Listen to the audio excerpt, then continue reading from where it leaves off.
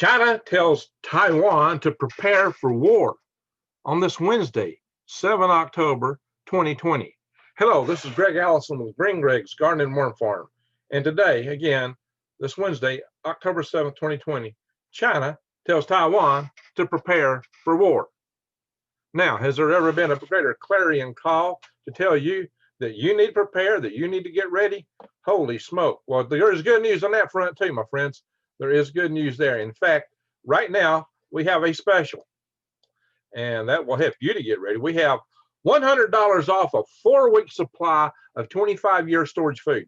Food that stores for 25 years, $100 off. And hey, this isn't just old canned bad stuff. This is good stuff. Look at this. Bam, bam, bam, bam. This is good food. Look at that. And it's 2,000 calories per day for 4 weeks for a person. $100 off. And the price is just right now at the moment, $197. Now that is subject to change, the price, but it'll still be $100 off. Whatever price they come up with for this deal, if you come through prepwithgreg.com, that's the key to get that. Now, if you want to get a 2-week supply, you can knock off from that too. And that is, not quite as good a deal, but good deal. But the best deal is the 2-week supply, the 4-week supply for $100 off. Hey, get as many as you can while you can, because we don't know how long the availability is going to last. And that is an awesome deal. 2,000 calories, 3 meals a day, breakfast, lunch, and dinner, and you get desserts and drinks. Can't beat that. And let me tell you, you need to prepare. If you go in through prepwithgreg.com, it will still help my channel. You can go and click My Patriot Supply, and you can go to their other goodies here and see what else is available in terms of survival items, survival gear. And you can get cooking gear, power lighting stoves. Hey, everybody needs camp stoves, right? Water filtration, air purification, and other food packages. I love these number 10 cans. I love those things. They're huge, and they store a lot of stuff in them, and you can get a whole year's supply at one time with really great deals on that too. So, hey, there's a lot of good deals in here. If you want to be able to start your fire and have lightweight camp stoves and things like that to take with you, yeah, the prepping stuff is there, my friends. You can find it. So, hey, right now it's going on. So what's happening? What's really happening here? So what happened is Wednesday, China issued a new threat to Taiwan. Now let me be clear. When I say China and Taiwan, they're both China. They're both Chinese people. And as I've always said, there's good and bad people everywhere. And there's good people in every race, color, creed, religion, no matter where they're from, in every land, hamlet. But it's the people in charge that often cause the problems. One of these countries, Taiwan, is a republic, a democratic republic like the United States. They have an elected president. They have an elected legislature. The other is far from that. They're a one-party tyranny. The Chinese Communist Party rules the other side. So they're both Chinese. But when people say China, they're usually referring to mainland China, which is probably somewhat unfortunate. But that's how things are understood these days. So that's the term I was using. But anyway, so the mainland China is ruled by the People's Republic of China, and of course Taiwan is a Republic of China. People's Republic of China and the Republic of China. The Republic of China came first. So let's talk about this. So on Wednesday, new threats were issued aimed at Taiwan, telling the island's opposition party to prepare for war. And this came in a column by the state-sponsored, and it speaks directly for the Communist Chinese Party, by the way. Nothing comes out of the state-sponsored global times. Yeah, they want to be globalists, unless it comes through and is approved by the CCP. They are the mouthpiece and speak for the CCP. So their editor-in-chief, and we've talked about him before. I mentioned him on some other videos because he's been making a lot of pronouncements of late. The editor-in-chief of the Global Times, Xi Jinping, he warned this. He says, as the secessionist forces' arrogance continues to swell, a historical turning point is getting close. He said, the only way forward is for the mainland to fully prepare itself for war, to give the Taiwan secession forces a decisive punishment at any time. He said, Taiwan secessionist forces. I'm going to check definition. Secession means you break away. that you were part of something and you break away from it. That's not the case. The Republic of China never, ever was part of the government of the People's Republic of China. They never broke away.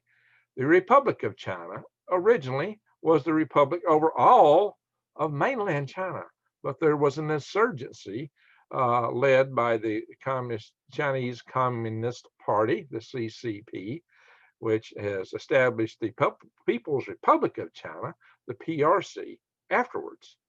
But the political parties of the Republic of China, Taiwan predate, and the Republic of China predates the People's Republic of China, and they had a rebellion within China staged by the PRC, and the rebellion got the upper hand, and the democratic forces fled to Taiwan so they could still defend themselves, so they could have reprieve from the war. They had hoped to be able to one day go back and take mainland China. At least that's what they talked about initially, but mainland China just grew too strong. The PRC grew too strong for them to entertain that. And besides, you know, the Republic of China only had 24 million people. All they got now. So they're a little bit shy numerically to pull this off, unless the people in China say, hey, we don't want no more CCP. In that case, it might just happen. But let me tell you, Mr. Xi Jinping, he went on. He says the nation's opposition party has been seeking closer ties with the United States. But he said the more trouble Taiwan creates, the more trouble they create, the sooner the mainland will decide to teach Taiwan independence forces a hard lesson. So Taiwan, by being their own country and trying to find people to help them while they're under the oppression, need to be taught a lesson according to who? Wow. As you know, China's been angered by the visits of U.S. Officials to Taiwan, and they're also angered of late by Secretary of State Mike Pompeo's tour around the Southeastern Asian area. He's not gone himself directly to Taiwan, although his deputy secretary did, an undersecretary for the Department of State. But so that has got China angered. And the Globalist Times, blasted that move, and they said, regardless of its intentions, the Kuomintang, the KMT, which is the largest party there in well, it's not, maybe not the largest party. It's the old political party of Chiang Kai-shek. I can't talk today. Chiang Kai-shek. I know how to say that. Who was the person who was leading the Republic of China when they fled to Taiwan, by the way, and he survived for a long time. But anyway, get back to the subject. It says, regardless of its intentions, KMT's latest proposals against the Communist Party of China promoting Taiwan Island's relationship with the U.S. will not only tarnish the KMT, but will severely harm cross-strait relations. They're so rosy right now, right? Yeah, that's interesting, right? So what we need to know is this. China, the People's Republic of China, their People's Liberation Army, the PLA. Some people call it PLA. Sounds kind of weird. The PLA has conducted continuous sorties. That's military warplanes flying into and around Taiwan. There's been this line of demarcation between them for a long time, by halfway in the middle of the Taiwan Strait. Each side would fly up to it but not cross. But now the PLA are constantly crossing this line. Now they're flying all around China. So it just so happens that this year, just this year, and this year's not over, Taiwan, the Republic of China, has had to scramble their fighters 2,972 times. 2,972 times they've had to scramble their fighters, which means multiple times in a day, all too often, and many, many, many successive days. And it's got more intense. The PLA is flying closer and closer around Taiwan. They're circling it. It's encroaching quite a bit into the air defense identification zone of Taiwan, which is called an ADIZ. these incursions have cost Taiwan $2.5 billion. Thinking, well, that's nothing. Well, it is to Taiwan because they only have 24 million people. That may sound like a lot, but that's like a state in the United States. So, you know, just to be having to defend yourselves and make sure these guys aren't going to do something, constantly fly interceptors to take care of these incursive flights is a bit much. So, U.S. Secretary of State Mike Pompeo, he did assure Taiwan that the United States would take action to reduce this cross-border tension. But he did say appeasement is not the answer. So what is the answer? But he did go on further to elaborate that it was the intention of the United States to bring peace, not conflict, to the region. See, well, we got to bear in mind. See, actually, the Chinese Communist Party told the People's Liberation Army prepare to take Taiwan by 2020. Last time I checked, 2020 is almost over. So maybe they're running behind schedule.